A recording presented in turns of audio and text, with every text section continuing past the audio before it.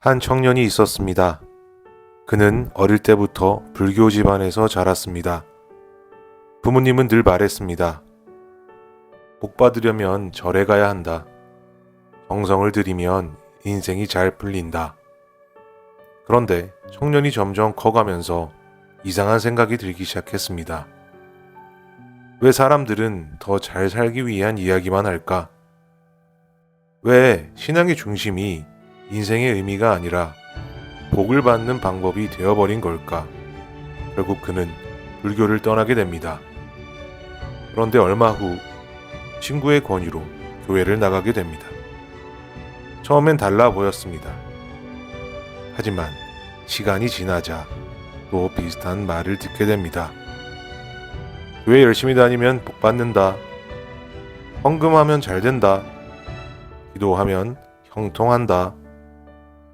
청년은 충격을 받았습니다. 그리고 이렇게 말합니다. 제가 종교를 통해 알고 싶었던 건 돈을 잘 버는 방법이 아닙니다. 인생의 의미와 사명이 무엇인지, 그리고 어떻게 살아야 하는지를 알고 싶었습니다. 오늘날 많은 사람들이 기독교를 잘 되기 위한 종교로 오해하고 있습니다. 하지만 성경이 말하는 축복은 우리가 흔히 말하는 기복신앙과는 많이 다릅니다. 첫째, 기독교에서의 축복은 행운이 아니라 변화를 말합니다. 세상에서의 축복은 이렇게 생각합니다. 돈을 많이 버는 것, 건강한 것, 성공하는 것, 문제없이 편하게 사는 것. 물론 그것들도 감사한 일입니다. 하지만 예수님은 그것만을 축복이라고 말씀하시지 않으셨습니다. 예수님은 마태복음 5장에서 놀라운 선언을 하십니다. 마음이 가난한 사람이 복이 있다. 슬퍼하는 사람이 복이 있다. 온유한 사람은 복이 있다. 의를 위해 박해를 받는 사람은 복이 있다. 세상의 기준으로는 오히려 힘들어 보이는 사람들입니다. 왜 예수님은 이런 사람들을 복 있다고 하셨을까요? 예수님이 말씀하시는 축복은 로또에 당첨되고 풍수지리의 기운을 잘 받는 등의 행운이 아니라 인간 자체가 변화되는 축복이기 때문입니다. 교만한 사람이 겸손해지고 욕심 많은 사람이 사랑하게 되고 이기적인 사람이 다른 사람을 살리게 되는 것. 그것이 성경이 말하는 축복입니다. 둘째, 기독교의 축복은 나만 잘 되는 것이 아닙니다.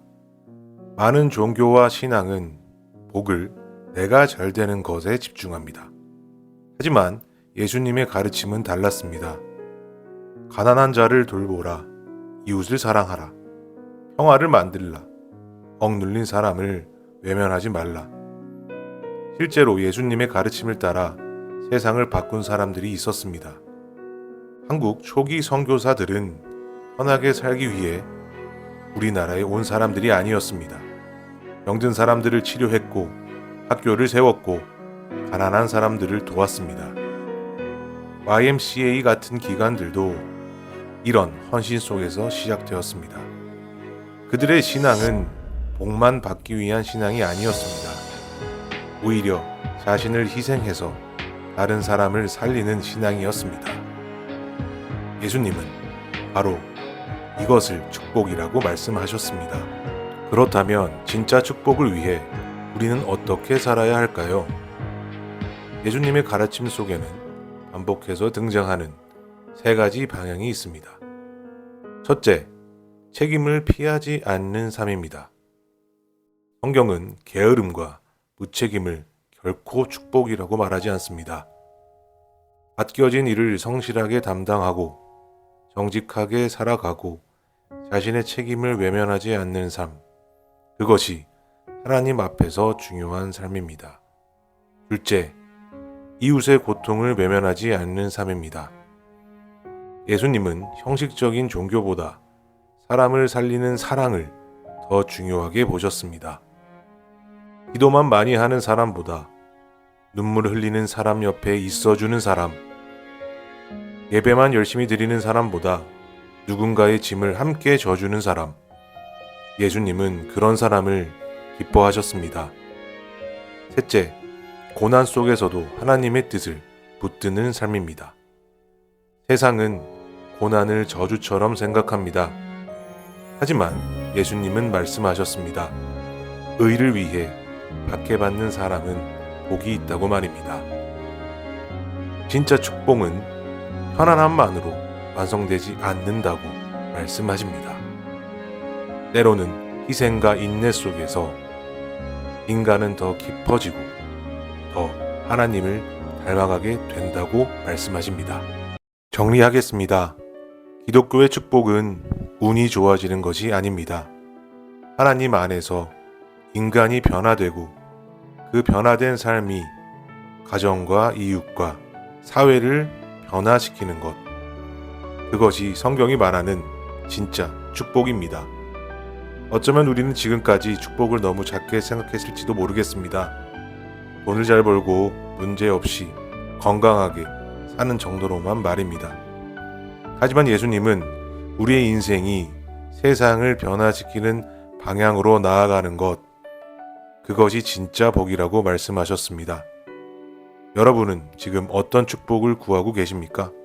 심령이 가난한 자는 복이 있나니 천국이 그들의 거짐이요. 애통하는 자는 복이 있나니 그들이 위로를 받을 것임이요. 온유한 자는 복이 있나니 그들이 땅을 기업으로 받을 것임이요. 의에 줄이고 목마른 자는 복이 있나니 그들이 배부를 것임이요. 긍휼히 여기는 자는 복이 있나니 그들이 긍휼히 여김을 받을 것임이요. 마음이 청결한 자는 복이 있나니 그들이 하나님을 볼 것임이요. 화평하게 하는 자는 복이 있나니 그들이 하나님의 아들이라 일컬음을 받을 것임이요. 의를 위하여 박해를 받는 자는 복이 있나니 천국이 그들의 것임이라. 마태복음 5장 3절에서 10절 말씀.